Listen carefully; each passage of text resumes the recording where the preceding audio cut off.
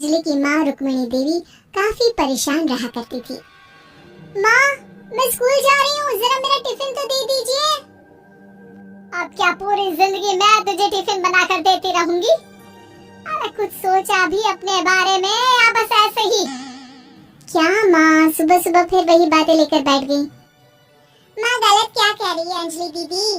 इतनी उम्र हो चुकी है आपकी, माँ कब तक आपकी सेवा करती रहेंगी? भाभी, मैंने माँ को कब कहा कि मेरी सेवा करो? वैसे भी अपना टिफिन मैं खुद तैयार कर लेती हूँ, बस टेबल से उठाकर देने को ही तो कहा था। वैसे अंजलि दीदी, देखा जाए तो टिफिन उठाकर देने की उम्र तो आपकी है। आपका अपना घर परिवार बच्चे होते तो ये जिम्मेदारी आज आप पूरी कर रही होती। एक बात मेरी समझ में नहीं आती, अगर मेरी शादी नहीं हुई तो इसमें मेरी क्या गलती है और तुम सब लोग मेरे पीछे क्यों पड़े रहते हो? अरे कुछ कहना क्या पीछे पड़े रहना होता है? अपने छोटे भाई को देख, तुझसे 3 साल छोटा है लेकिन 2-2 बच्चे खेल रहे हैं आंगन में। मुझे आप लोगों की कोई बात नहीं सुननी, जा रही हूँ मैं। और आप में से किसी को मेरा कोई काम करने की जरूरत नहीं है, मैं खुद संभाल लूंगी। इतना कहकर अंजलि वहाँ से चली जाती है। शाम को जब अंजलि अपने स्कूल से लौटकर घर वापस आती है तो उसने देखा कि पड़ोस वाली निर्मला चाची वहाँ पर बैठी हुई थी। क्या बात है अंजलि बिटिया, नौकरी करके वापस आ गई? जी चाची जी, कैसी हैं आप? मैं तो ठीक हूँ बेटा, तुम बताओ शादी के बारे में कुछ सोचा या नहीं? अरे रहने दीजिए ना, इससे तो शादी की बात करना ही बेकार है। कुछ भी कहो तो गुस्सा करती है, बात बात पर आंखें दिखाती है।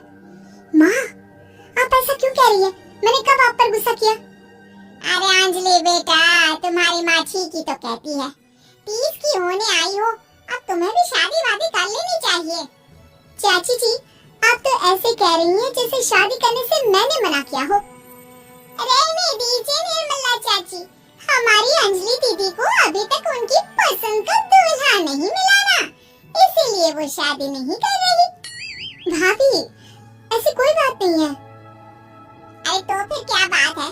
तुम्हारी माँ ने तुम्हारे लिए इतने रिश्ते ढूंढे लेकिन तुम्हें कोई पसंद ही नहीं आता। क्या है ना चाची जी, हमारी ननद रानी नौकरी जो करती है ऐसे ही थोड़ी ना किसी को पसंद कर लेंगी। अरे भाई, नौकरी का घमंड है तो बात अलग है, कोई और बात हो तो बताओ, कोई रास्ता निकाला जाए। नहीं नहीं चाची जी, कोई बात नहीं है, बस मुझे अभी तक अपनी पसंद का कोई मिला नहीं है। सुन लिया आपने, इस लड़की के तो पर निकल आए हैं और इतनी उम्र में अपनी पसंद का कोई मिलेगा भी नहीं इसे। माँ, आप मेरी शादी को लेकर हमेशा मुझे ताने क्यों मारती रहती हैं? अपनी माँ की बातें तो ताने लगती है। ताने हैं? बताओ, मैंने कुछ गलत कहा क्या? देखो, ये सब छोड़ो, मेरी दूर की बुआ का बेटा है, उसकी अभी शादी नहीं हुई है, उम्र होगी कोई 34-35 साल। आप कहें तो बात आगे बढ़ाऊं? अरे हाँ हाँ, क्यों नहीं, ये भी कोई पूछने की बात है। अरे जल्दी से लड़के को यहाँ बुला लो। माँ, आप मुझसे पूछे बिना मेरी शादी की बात करने जा रही हैं और मेरी उम्र 30 भी पूरी नहीं हुई है। निर्मला चाची कह रही है कि वो लड़का 35 साल का है। अंजलि दीदी, आपको क्या लगता है इस उम्र में कोई फिल्म का हीरो आएगा आपके लिए?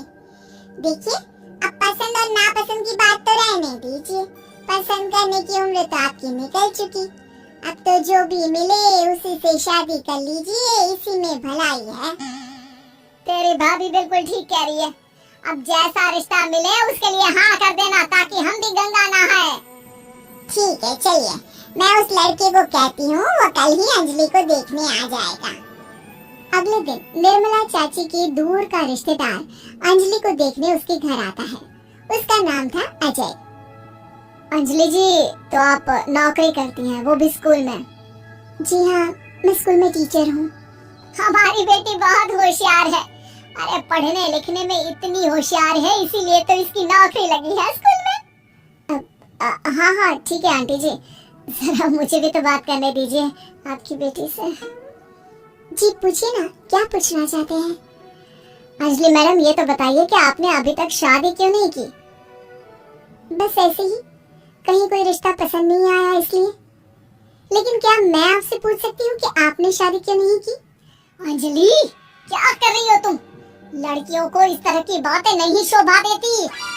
रहने दीजिए आंटी जी, आपकी बेटी काफी पढ़ी लिखी है, मैं उनके सवाल का जवाब दे ही देता हूँ। वो क्या है ना, मुझे भी अभी तक अपनी पसंद की कोई लड़की नहीं मिली। अच्छा अच्छा, कोई बात नहीं। वैसे आपकी तनख्वाह कितनी है, कितना कमा लेती है महीने का? जी यही कोई 25,000 महीने। बस 25,000? इतने से क्या होता है? इतने से तो आजकल घर भी नहीं चलता। आपके कहने का क्या मतलब है? अरे मैं तो ये सोचकर आया था कि नौकरी वाली लड़की है, आराम से 40,000 कमाती होगी।